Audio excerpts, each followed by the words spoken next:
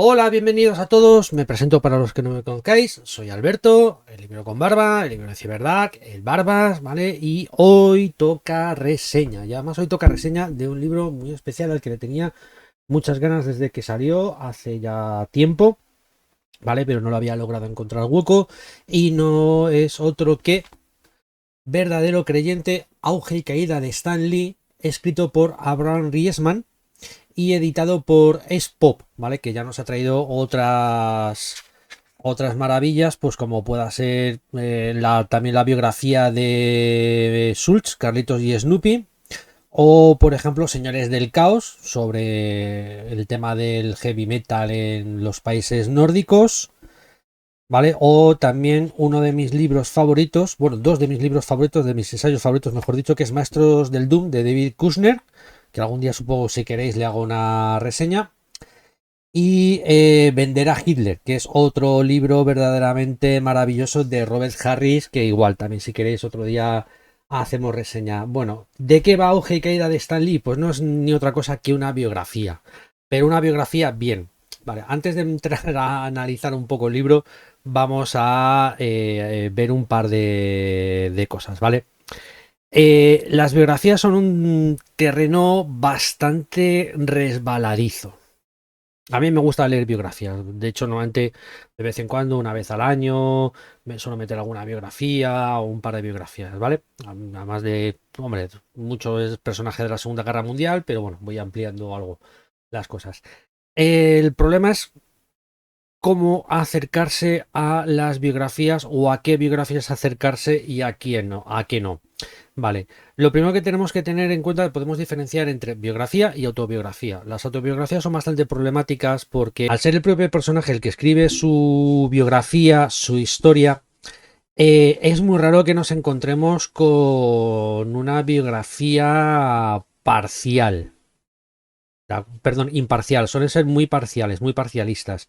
Es raro. Es muy raro. La única quizás a lo mejor que pueda resultar algo que no, a ver, que es medio biografía, medio autobiografía por cuanto él participó en ella, ¿vale? Y que es quizás a la que más se pueda acercar verdadero creyente, es la biografía que salió de Steve Jobs, la autorizada, donde el propio Steve participó en ella, de hecho creo que falleció a la vez que salía en en nuestro país, lo recuerdo, ¿de acuerdo?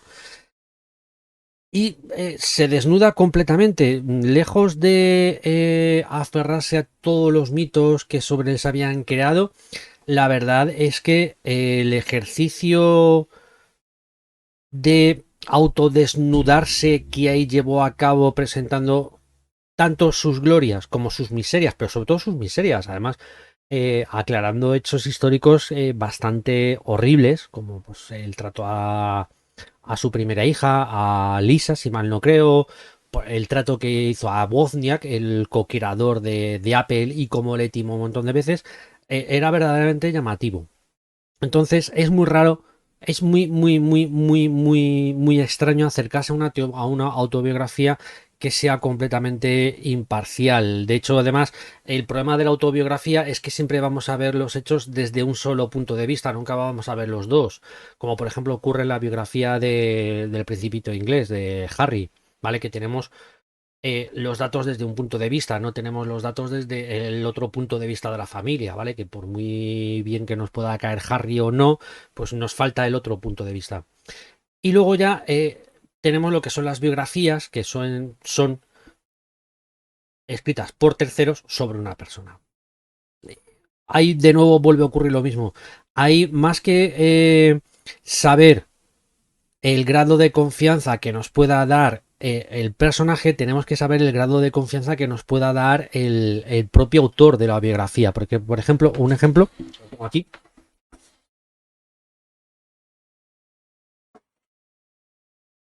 ¿vale? Nos podemos encontrar con biografías como esta, que es la de Lovecraft, una biografía de Sprague de Camp, editado por Valdemar, que siendo todo lo interesante que es, teniendo toda la documentación que tiene, no deja de ser muy parcial y además Sprague, al menos en la primera mitad de la biografía, se dedica a cuestionar bastante los hechos realizados por el personaje que está biografiando, o sea, da su opinión. Pues yo creo que debería de haber hecho no sé qué, yo creo que debería de haber hablado con no sé quién. Y ahí ya no entramos, ya estamos dejando entonces la parcialidad, o sea, la imparcialidad a un lado y ya estamos entrando incluso en terrenos de la especulación donde muchas veces el biógrafo nos muestra más que la información, la opinión que tiene sobre el personaje. Y eso es algo que hay que tener mucho cuidado con las biografías. A ver, no es lo mismo en una, por ejemplo, una biografía de un personaje, o sea, Felipe II, Carlos V, me acuerdo que ya es bastante difícil dar la opinión o al menos tergiversarla, puesto que hay mucha documentación, está ya todo muy estudiado, y digamos que son personajes además que no están vivos, que no dan tanto la interpretación que personajes quizás más modernos y de los que todavía nos falta mucha información. Por ejemplo, de Lovecraft todavía aquí, al menos en España, no, hasta ahora ya se están empezando a publicar, pero nos faltan las cartas. Entonces hay, lo quieras o no, a lo mejor incluso publicando determinada carta, pero dejando de publicar esta otra, puedes manipular lo que es la información que quieres transmitir sobre el personaje. Lo bueno que me he encontrado con esta biografía, con la de Verdadero Creyente, es que Riesman no en ningún momento toma partido por ni a favor ni en contra del personaje. De hecho, las únicas opiniones que vais a ver sobre que él da es sobre sus encuentros con las diferentes fuentes, ya que en un momento dado incluso, que a mí eso me gusta mucho, ¿vale? Que no es algo que se suele ver en las biografías, de hecho aquí se nota mucho que él es periodista, más que biógrafo, y que esto sale a raíz de una equivocación, de un artículo, porque a él le dejaron una cierta información, él se pensó que querían que hiciera una investigación biográfica, que acabó convirtiéndose en el artículo y de ahí salió luego este libro. eh, digamos que la única opinión que da, perdón, la parte que mola es esa parte en la que rompe, digamos, lo que es la biografía y te habla de cómo fueron esos encuentros, de cómo vivió esos encuentros con las personas que le están dando la información sobre Stan Lee. Ya os digo, en ningún momento toma ningún tipo de partido, él simplemente se dedica a presentarnos toda la información. O sea, cuando por ejemplo se habla de que Stan realmente no creó ninguno de los personajes de Marvel que tanto se dice, sino que realmente fueron ideas bien de Steve Ditko, bien de Romita Padre, o bien del propio del gran Jack Kirby, al que se le menciona mucho en el libro. Él lo que hace es plantearte las diferentes hipótesis, tanto las hipótesis que se plantean desde el lado de la familia de Stan Lee o que el propio Stan Lee comentó en diferentes entrevistas, lo cual mola porque además también nos va a presentar las diferentes entrevistas para que veamos la evolución que tuvo esas ideas, como que nos va a presentar la parte contraria, pero en ningún momento va a tomar parte, ni va a decir, pues yo creo que Kirby tenía razón y Stan Lee no. Él te lo va a presentar y tú ya eres el que decide. Y eso es algo que me gusta mucho. Es una biografía bastante intensiva. O sea, no se centra solamente en lo que son los años Marvel, que a lo mejor podría resultar lo más interesante o lo más bonito y florido, ¿vale? Porque, por ejemplo, luego tenemos otra biografía. Sí, ya sé que estoy entrando y saliendo mucho, pero es que lo tengo todo por aquí un poco preparado. Es esta que publicó Dolmen, que es La vida en clave Marvel, la asombrosa vida de Stan Lee, de Danny Figueroa, que es alguien que trabajó con él, y que esta, sin embargo, se centra más en lo que dice el título, ¿vale? En la etapa Marvel de Stan Lee, y sí es cierto que evita ciertos charcos. A ver, los menciona, pero los evita, igual que la parte posterior. De hecho, la verdadera parte interesante de la biografía que ha publicado Spock la encontramos justamente en dos puntos, ¿de acuerdo?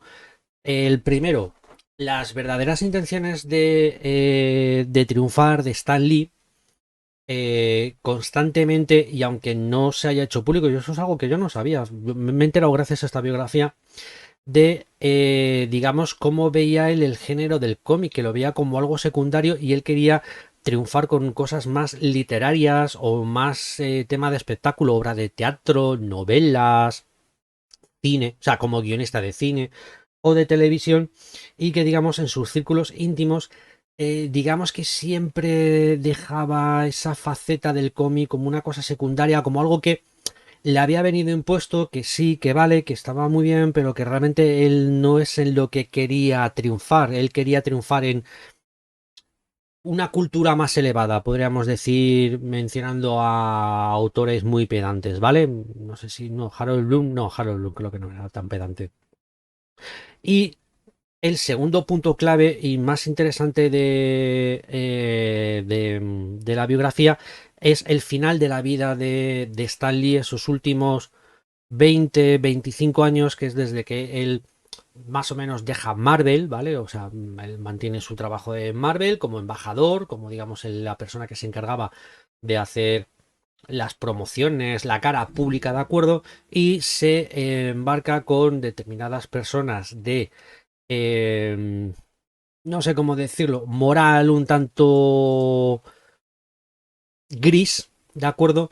En diferentes negocios. Y como estos muchas veces se lucraron, incluyendo a su familia, ¿vale? Sobre todo incluyendo a su hija, que está que creo que Kevin Smith, que viene recogido en el libro, la define como la peor persona que hay en el mundo.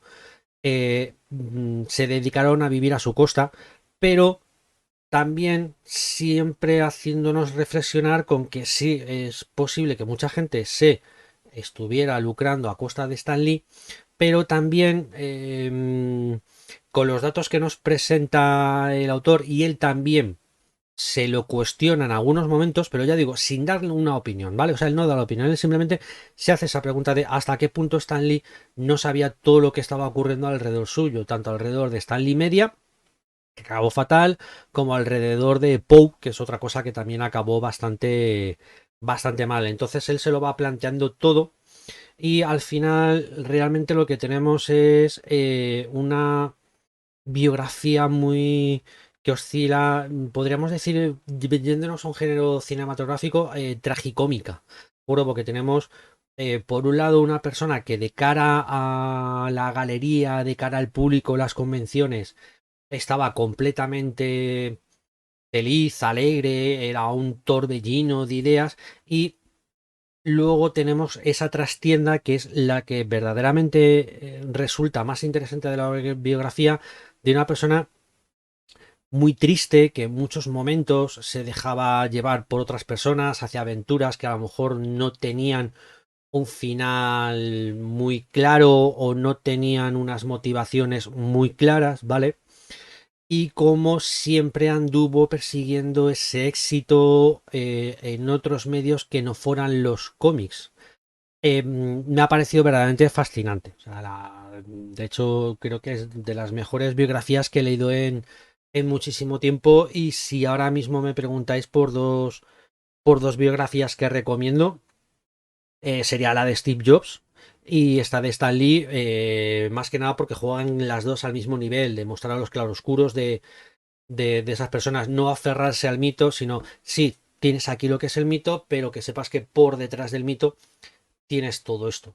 ¿Vale? Y juega muy bien. Una juega en la liga más de la autobiografía, ¿vale? Porque aunque no aparezca el nombre de Steve Jobs como escritor, es cierto que la mayoría de la es, es Steve Jobs el que la narra, o sea, tiene una persona que la escriba.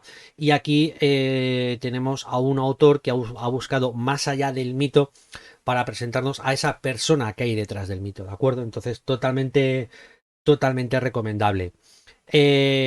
No como Churchill, es que quería meter la cuña de Churchill, ¿vale? Que si algún día os atrevéis con su... Bueno, no tiene más que autobiografía, realmente lo que él tiene es una historia de la Primera y la Segunda Guerra Mundial, que si la leéis, pues poco menos que él salvó el mundo y él no tuvo culpa de nada de lo que ocurrió bajo su mandato, tanto en el ejército o en la marina o dentro del gobierno de Inglaterra, ¿de acuerdo? Así que nada, verdaderamente yo os la recomiendo. Además, hace nada la gente de Spop ha anunciado que van a reeditar el libro de San Hope, sobre la historia jamás contada de Marvel Comics, que sí es cierto que después de haber leído esta biografía, yo me la leí en su momento, ¿vale? La publicó hace 10 años Panini, creo que ahora van a sacar una edición más actualizada. Muestra también bastantes de las miserias y de las verdades no contadas de Marvel o de la trastienda, ¿vale? Detrás de ese gran éxito que hubo a raíz del nacimiento de los Cuatro Fantásticos. Sí es cierto que en algunos momentos sí se deja llevar bastante por lo que son los mitos y las versiones oficiales. Pero bueno, aún así es totalmente recomendable y creo que es un buen combo para leerla junto con esta. Y creo que lo mejor de una que no solo menciona mucho es la elección de la portada, me parece brutal. No solamente porque la foto me parece buenísima, sino por estos claros oscuros que presenta la foto elegida de Stan Lee, que es lo que os vais a encontrar en la historia. Vale, se complementa además con dos pequeños añadidos. Una es una charla con, no sé si viene por aquí el nombre, ¿vale? Con Tegan O'Neill, ¿vale? Que ha escrito varios artículos. Y luego un pequeño mini ensayo, ¿vale? Donde se menciona que esto no es una historia secreta judía de Stan Lee, porque ya sabes que Stan Lee era judío. De hecho, es algo que también se analiza bastante en el libro y queda bastante interesante. Y para eso, lo que pasa es que yo no sé si ya estará disponible. Tenéis una novela maravillosa que es Las aventuras de Cameron Clay de Richard de Chambon, que en su momento publicó Random House Mondadori, y luego creo que se reeditó en De Bolsillo, que también pertenece a Mondadori, donde se narra, digamos, en clave ficción, la historia de Stan Lee y Jack Kirby como dos autores también judíos. ¿Vale? Pues Stan Lee era judío, Jack Kirby era judío, digamos que había bastante. Y hay una teoría en la que dice, bueno, de hecho el propio Stan Lee las creó, bueno, no, si no las creó, las cogió, las hizo suyas y las difundió, donde por ejemplo todo el universo Marvel es una clave judía, o que por ejemplo los X-Men era como él se sentía siendo un niño judío en la América de principios de siglo, bueno, principio, sí, el primer cuarto del siglo, primer cuarto, primer tercio del siglo, o luego, sin embargo, llegó a decir que no, que los X-Men verdaderamente eran una alegoría de lo que sentían los jóvenes homosexuales por ser apartados y sentirse diferentes, etcétera. Ya os digo, yo os la recomiendo muchísimo, a mí me ha parecido maravillosa. Verdadero creyente, auge y caída de Stan Lee, de Abraham Riesman y editado por Spop. Y ya os digo, prestadle mucha atención a los ensayos que tiene esta editorial porque son verdaderamente cojonudos. Así que nada, pues ya sabéis, si os ha gustado, darle al clic, compartir, perdón, darle al me gusta, he dicho darle al clic, darle al me gusta, compartir, suscribíos y nos vemos en la próxima. Adiós.